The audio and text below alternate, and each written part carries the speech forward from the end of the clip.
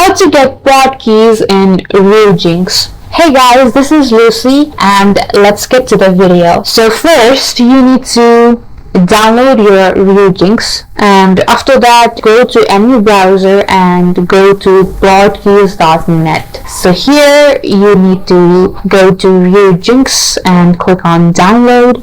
After that you need to go to this table and click on download of any version you like. After you download your prod keys, you go back to your site prod.keys.net and you go to firmware. After that you need to download the same version that you downloaded previously.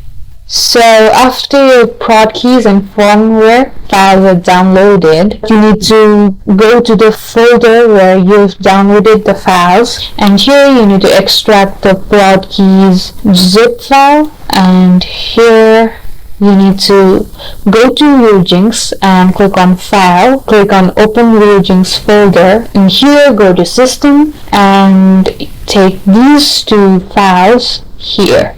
After that you go back to Ryujinx and click on Tools right here and click on Install a firmware from XCI or Zip, and click on the firmware you downloaded from this website and click on Yes.